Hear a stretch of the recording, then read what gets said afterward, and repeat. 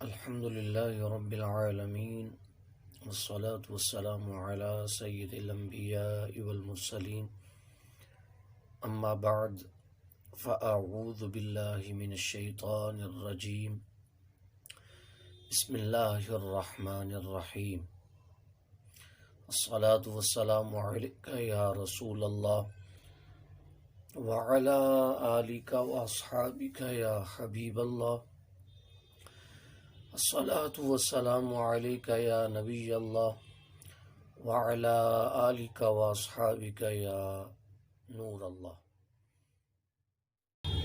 مولاي صل وسلم دائما أبدا على حبيبك خير الخلق كلهم هو الحبيب الذي ترجى شفاعته لكل حول من الأحوال مقتحمين يا رب بالمصطفى بلغ مقاصدنا واغفر لنا ما مضى يا واسع الکرم۔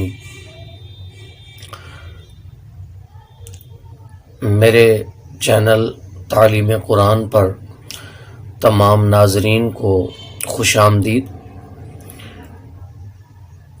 آج ایک مرتبہ پھر ہم مدنی قاعدے کے سبق نمبر 1 سے سبق کی ہدایات کے حوالے سے کچھ ضروری معلومات حاصل کریں گے، کیونکہ جس سبق کو ہم نے پڑھنا ہے اس سبق کے حوالے سے ہمارے پاس کچھ ضروری معلومات بھی ہونی چاہیے۔ تو آپ کے سامنے مدنی قاعدے کا سبق نمبر 1 ہے۔ اگر آپ اس پر غور کرتے ہیں تو دیکھیے حروف مفردات لکھا ہوا ہمیں نظر آتا ہے۔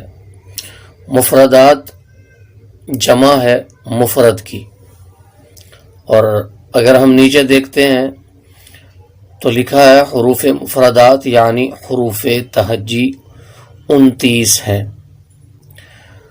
تو جو حروف مفردات ہیں وہی حروف تہجی ہیں۔ ان دو الگ ناموں کے بارے میں ہم کچھ ضروری بات کرتے ہیں کہ حروف جمع ہے حرف کی، مفردات جمع ہے مفرد کی، اور حرف کی جمع حروف، مفرد کی جمع مفردات۔ مفرد کا معنی ہوتا ہے اکیلا، تنہا۔ نیچے اگر آپ سبق پر غور کریں تو ہر حرف الگ الگ جو ہے وہ خانے میں لکھا ہوا ہے۔ تو اس حوالے سے اگر ہم ان کو بولیں گے تو بولیں گے حروف مفردات۔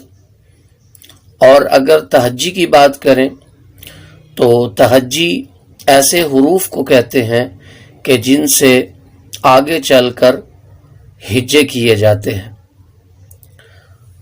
تو ناظرین، اگر ہم اگلی لائن میں دیکھتے ہیں تو وہاں لکھا ہے حروف مفردات کو تجوید و قرات کے مطابق عربی لہجے میں ادا کریں، اردو تلفظ سے پرہیز کریں، یعنی بے، تے، سے، ہے، خے، توئے، روئے وغیرہ ہرگز نہ پڑھیں، بلکہ با، تا، ثا، حا، خو، طا، ظا پڑھیں۔ تو پہلی بات کہ مفرد کی جمع مفردات ہے اور مفرد کا معنی ہے اکیلا۔ یہ حروف الگ الگ لکھے ہوتے ہیں، اس لیے ان کو مفردات کہتے ہیں، اور یہی وہ حروف ہیں کہ جن سے آگے چل کر ہجے کیے جاتے ہیں، جوڑ توڑ کے کام آتے ہیں، اسی لیے ان کو تہجی کہتے ہیں۔ ان 29 حروف میں 7 ایسے حروف ہیں جو کہ آپ دیکھ رہے ہیں یہاں نیلے کلر میں لکھے ہوئے ہیں۔ تو خا، صاد، ضاد، طا، ظا، غین، قاف۔ ان کو یاد رکھنے کے لیے یہاں ان کا مجموعہ بھی درج ہے۔ خص، ضغط، قض، خص، ضغط، قض۔ آگے حروف تہجی میں ہونٹوں سے صرف 4 حروف ادا ہوتے ہیں، با، فا، میم، واو۔ آپ کو یاد ہوگا کہ جب ہم نے سبق کی دہرائی کے حوالے سے جانا تو اس میں یہ چیز واضح طور پر بتائی گئی تھی کہ فا جب اوپر کے دانتوں کے کنارے نچلے ہونٹ کے پیٹ میں لگیں گے تو فا ادا ہوگا۔ اسی طرح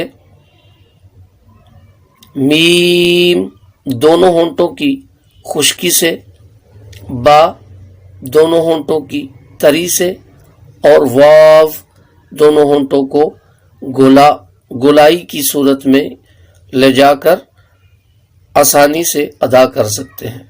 تو جی ناظرین، آج کے سبق میں ضروری ہدایات کے حوالے سے جو اہم باتیں تھیں وہ آپ کے سامنے عرض کی گئیں کہ جو سبق ہم پڑھیں اصل چیز ہے حروف کی ادائیگی، ساتھ ہی ساتھ ہمیں ان چیزوں کے بارے میں بھی پتہ ہونا چاہیے جو ہدایات میں درج ہیں۔